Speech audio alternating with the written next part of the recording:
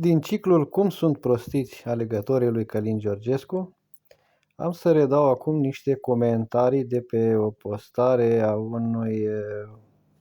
unei pagini de Facebook, nu știu dacă are și site, n-am verificat, așa numită Observatorul Național.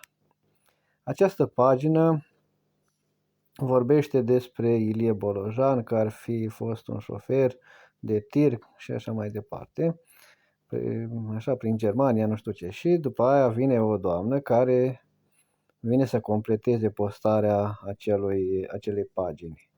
Și spune, o rectificare, un șofer prins în Germania, dat în urmărire generală de Interpol, care se crede invincibil, puterea luându-i, mințile angajând România în lupta Europei cu Rusia, tra-la-la-la-la.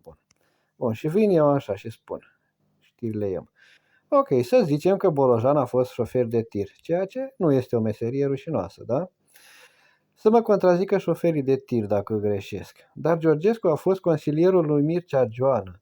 A condus o fundație cu sprijin de la Soros, cel mult înfierat de voi. A luat bani de la USAID prin fundația aceea. De asta ce mai ziceți? Doamna vine și zice, domnule, este o meserie onorabilă, cu siguranță, dar a fi hoț nu cred că este onorabil. Se referă la meseria de tirist. Deci, ceea ce spui în continuare, dacă ar fi și fost adevărat, ar fi fost spus și judecat, blocat înscrierea la primul scrutin, așa că îi citești pe trădătorii, să ne înțelegem, nu pot dovedi nimic, a vrut să spună, căci altfel dădeau cu el de oameni și așa mai departe. Bun. Din nou vine cu același comentariu și vin eu. Dacă nu vă informați, nu aveți de unde să știți. Există articole de presă din timpul acela care dovedesc ce am spus mai sus despre Georgescu. Vine doamna. Repet, era după gratii dacă ce spui era adevărat, așa că e o altă minciună, bla bla bla bla bla bla. Bun. Deci să înțelegi, eu vorbesc și din tabăra celor care ar vrea să-l închidă. Deci dovada, vreau să spun, în fine. Dovezile. De 3 luni nu au găsit nimic. Dar tu știi, deci dovezile și gata. Același comentariu din nou. Bun, ce vreau să spun înainte de a intra în următoarele comentarii? Aici eu m-am pierdut un pic pentru că eu am spus că Georgescu acesta nu este nou și că a luat bani și de la USAID și așa mai departe. Și doamna vine și îmi spune că de pușcărie. Ia, unde este asta cu pușcăria?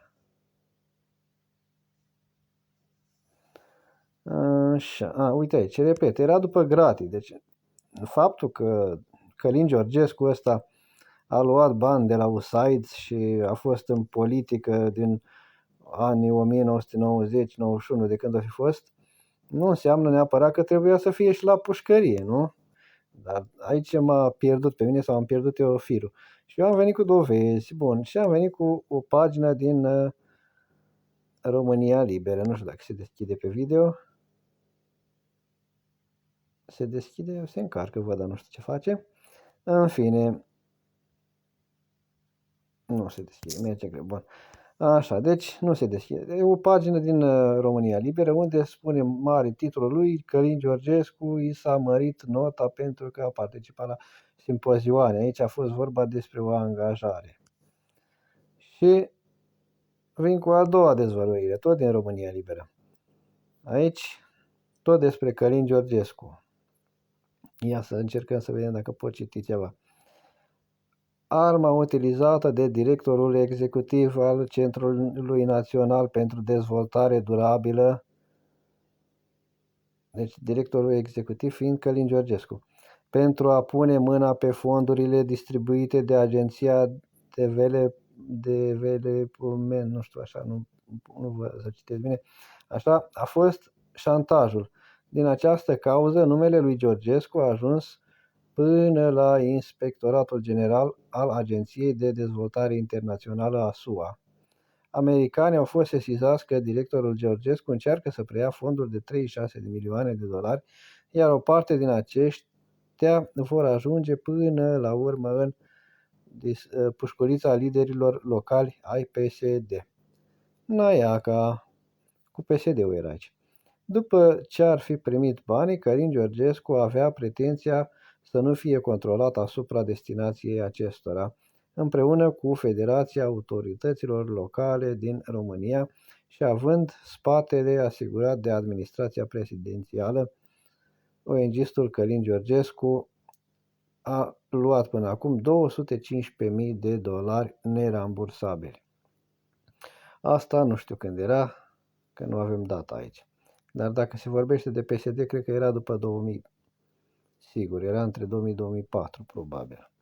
Bun, și vine doamna și zice: repet, nu înțelegi, dă materialul, dovezile și se rezolvă cazul. Da, parcă eu eram procuror aici. Așa, CG va ajunge la pușcărie, iar tu... Bre, tante, eu nu am zis că e de băgat la pușcărie. Eu am arătat că omul acesta nu este nou. Că omul acesta a luat bani, uite, de la americani aici. În poza care se vede acum pe ecran. Așa, și vin din nou. Iar doamna tot aceeași comentariu. Și vin din nou. Sunt articole de presă din vremea aceea, din 1998. Cea de sus, cea de jos, nu știu. Și mai sunt și am venit cu un video de pe YouTube. Bun, și am mai venit și cu altceva, dar se pare că comentariile mi-au fost șterse. Astea mi le-au memorat telefonul, că are și el ceva probleme și nu-și dă refresh și eu dacă ies și intru din nou, mă duce tot aici. Iată, zice că e chiar acum postat acest video de pe YouTube și de fapt eu am vizionat și din video vreun sfert de oră, dacă nu și mai bine, între timp și după aia am mai și vorbit pe aici, dar nu și-a dat ele refresh. Așadar, și după aia am venit și am mai dat un comentariu, dar nici nu mi l-au acceptat și mi-au șters și acesta cu video și pozele și au rămas foarte puține comentarii. De aceea m-am supărat într-un fel și am zis, hai să fac un video să arăt cum cenzurează oamenii ăștia comentariile. Dacă aș putea, aș da un refresh. Așa, uite că am dat. Ia să mă întorc înapoi. Să vedem. Iată, nu mai este disponibil. Ia aici. Așa, ia, uite că s-ar putea să vedem. Da, uite, cum au dispărut comentariile. Nu mai e nimic. Ne-am întors de unde am pornit. Dar nu mai sunt comentariile acelea. Bun, aici este, dar au dispărut pozele. Vine dovada, dovezile și în sus ciuciu, nimic, pentru că le-au șters. Și nici ultimul pe care l-am postat nu a apărut.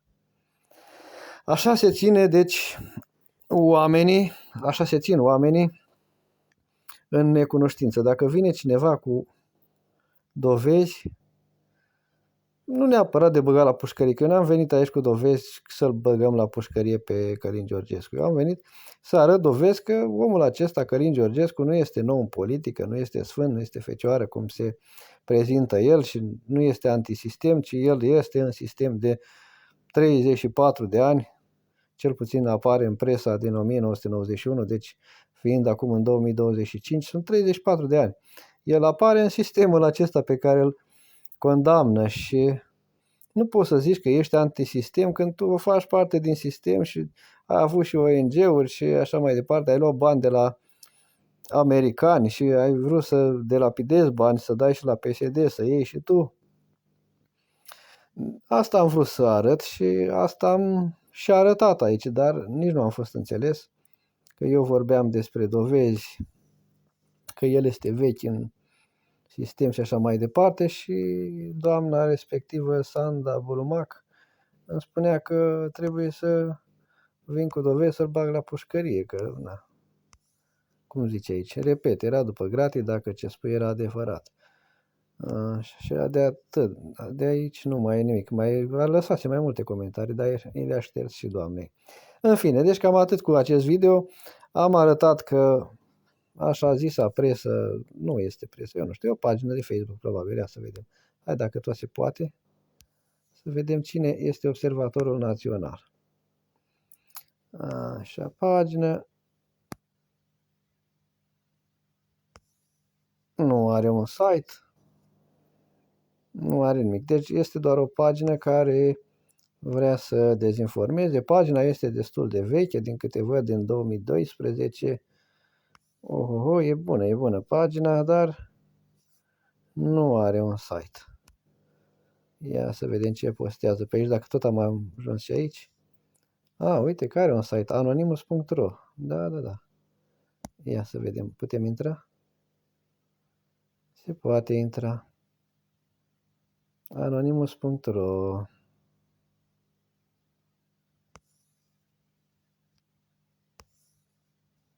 Pacea s-ar putea să fie mai periculoasă decât tot războiul. Nu știu. Danemarca era cândva țara păcii.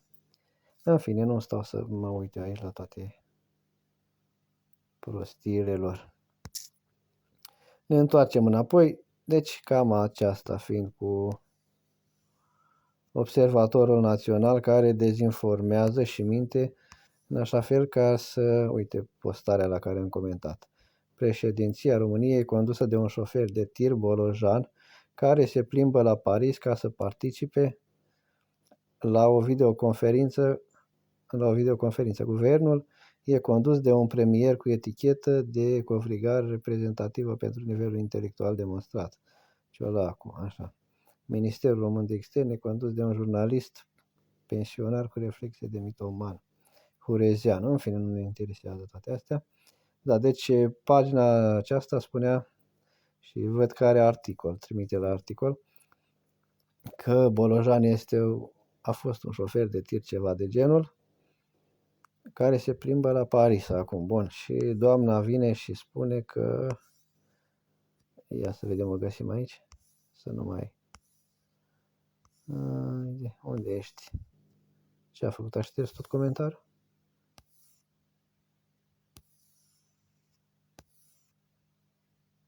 Nu mai este comentariu?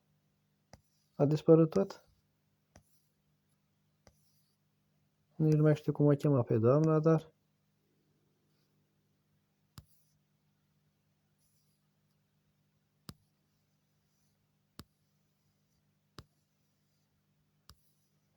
Nu mai este comentariu. Hai că ies afară și să încerc să dau din notificări.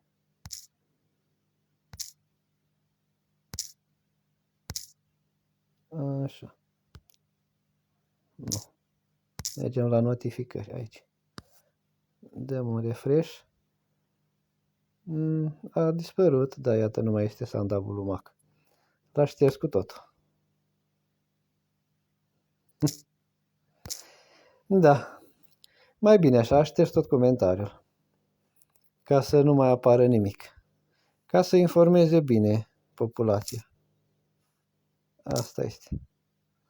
Bun. Ce am văzut? Uite că le găsesc așa, dacă nu am dat... Gata. Deci comentariul nu mai este disponibil. A fost șters. Ia. Exact. Și ne oprim aici, că am vorbit destul. Așa este informată populația care îl ascultă pe CG sau care trebuie să-l voteze pe CG. Îi se șterg comentariile sau li se șterg informațiile care vin să prezinte pe CG ca fiind un om vechi al sistemului și așa mai departe, care să-l înfiereze, să-l incrimineze, că nu este fecioară, că doar nu l-am incriminat de altceva. Doar că nu mai este fecioară. Sau nu este fecioară cum pretinde el. Și cam atât.